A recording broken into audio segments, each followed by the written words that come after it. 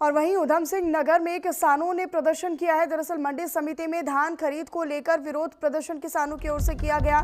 धान की खरीद नहीं होने से किसान खासा नाराज हैं और यही वजह है कि अपनी नाराजगी को लेकर ये विरोध किया गया है।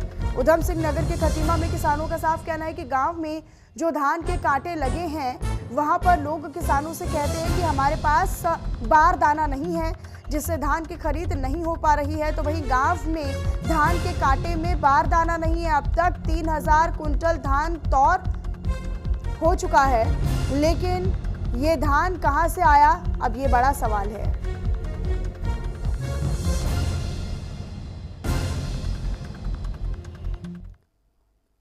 जो अभी तक कच्चा आड़त के माध्यम से जो किसानों का अभी तक धान तुला है, उसकी पेमेंटें भी पूरी नहीं हो पाई है।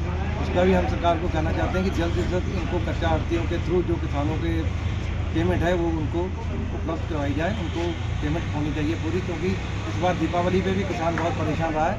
एक तो उसकी फसल नहीं कटी थी, ऊपर से जो फसल किसी की कटी भी थी, जिसने बेची भी थी, उसको उसकी पेमेंट नहीं मिल पाई।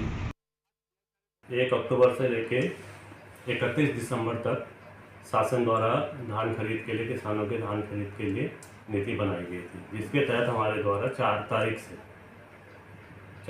से जो है कच्चा आड़तियों की खरीद हुई है और मंडी क्षेत्रांतर्गत जो है 82 कांटे, सरकारी कांटे लगाए गए हैं। इस तरह से हमारे यहाँ पर जो अभी वर्तमान में जो खरीद हो गई है 2,95,000 कच्चा आड़तियों के थ्रू खरीद हो चुकी है और ऐसे ही जो है कांटों में 82 कांटों में जो है 2,43,000 कुंटल के आज तक खरीद की जा चुकी है। इस तरह से शासन की नीति के अनुरूप जो है 400 कुंटल के अकॉर्डिंग एक कांटे में 400 कुंटल की खरीद की जाएगी। सहकारिता विभाग के भी 3 तरह के टोटल 6 कांटे मंडी के अंदर लगे, जिनमें सारी सुविधाएं उपलब्ध हैं। खादी वाकई करेंगे वो आपने भी देखा होगा, तो सुधार होते चल रही है। हमारे केवल मंडी के अंदर ही है कांटे, बाकी जो है सहकारिता के यूनिसेफ के, एनसीसी के, अन्य एजेंसियों के सारे गाँव में कांटे लगे हैं।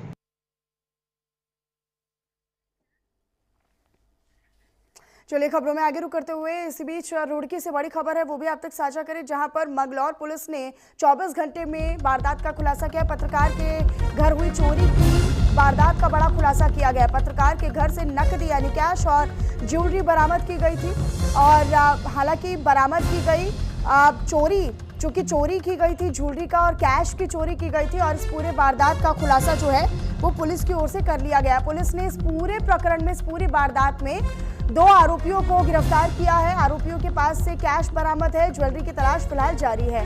तो इस बड़ी चोरी की वारदात का खुलासा पुलिस ने किया है 24 घंटे के अंदर। रुड़की से बड़ी खबर है, तो ये बड़ी जानकारी, हालांकि इसी सिलसिले में पुलिस के हाथ एक बड़ी सफलता भी लगी है। मंगलौर पुलिस ने 24 घंटे के अंदर चोरी की वारदात का खुलासा किया है। पत्रकार के घर हुई चोरी का खुलासा करते हुए ये बड़ी कामयाबी पुलिस के हाथ लगी है, जिसमें 2 आरोपियों को गिरफ्तार किया गया है। तो कैश और ज्वेलरी यहां पर चोरी की गई थी, ऐसी जानकारी है। चोरी की शिकायत पुलिस में दर्ज की गई। पुलिस ने तुरंत एक्शन लेते हुए ये बड़ा खुलासा किया है।